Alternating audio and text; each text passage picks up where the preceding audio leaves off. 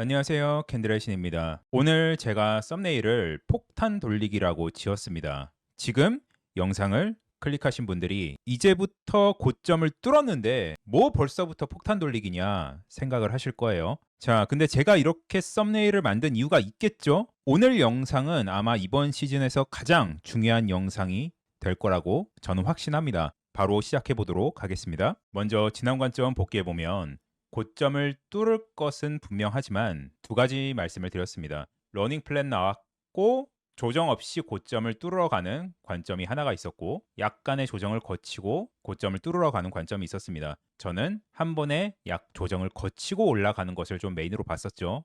근데 조정 없이 이렇게 올라갔습니다. 크게 봤을 때 올라갈 수밖에 없는 파동이라고 말씀을 드렸기 때문에 숏 포지션은 굉장히 보수적으로 잡겠다고 말씀을 드렸어요. 큰 관점에서 보면 관점대로 잘 흘러가고 있는 게 맞죠.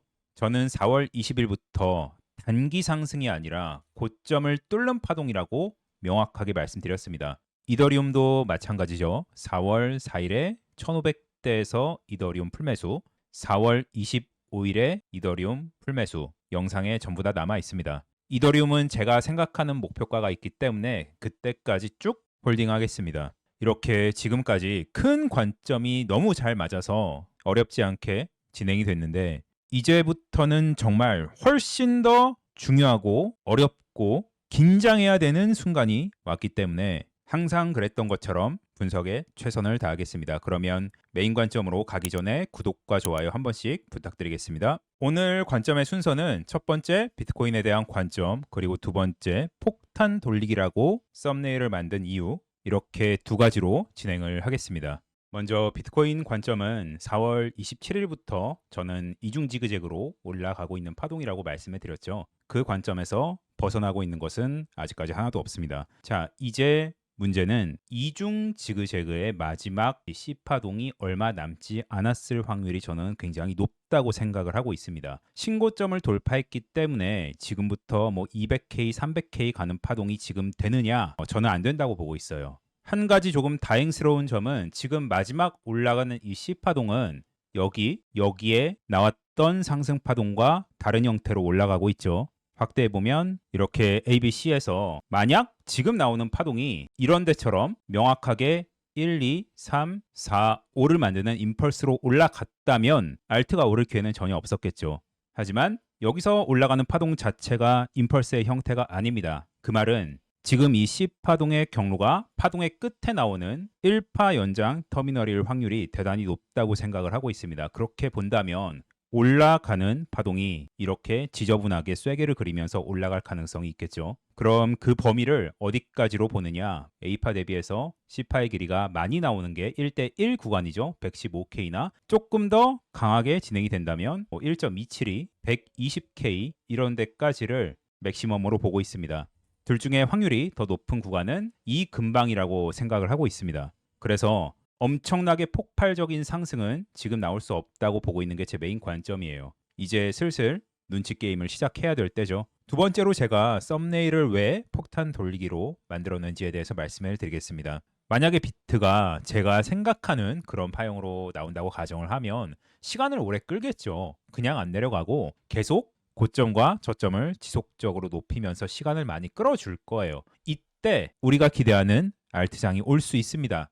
우리가 과거에 알트장이 언제 왔는가 생각을 해보면 비트가 큰 상승을 하고 횡보를 하거나 아니면 상승과 하락을 반복하는 지루한 움직임을 보일 때 알트가 오릅니다. 그런 관점에서 보면 저는 여기가 추세가 발산되는 파동이 아니라고 보고 있기 때문에 시간을 끌 가능성이 높고 그렇다면 알트장이 올 가능성이 있죠. 그러나 여기서 알트장이 연말까지 간다? 저는 이거는 좀 어렵지 않나 생각을 해요. 왜냐하면 제가 생각하는 그림으로 간다면 시간 끌다가 하락이 나올 때 이 하락의 범위가 작진 않을 겁니다. 규모가 꽤 있을 가능성이 크다는 얘기죠. 그러면 비트가 이렇게 떨어질 때 과연 알트와 디커플링이 될 것인가 생각을 해보면 글쎄요. 아닐 가능성이 더 높지 않을까요? 물론 비트가 떨어질 때 디커플링 된 타이밍이 있긴 있습니다. 언제죠? 바로 2021년 4월에서 5월 딱 한 달이죠. 이때 비트가 보시는 것처럼 하락을 하는 와중에 같은 기간 동안 이더리움은 굉장히 큰 폭으로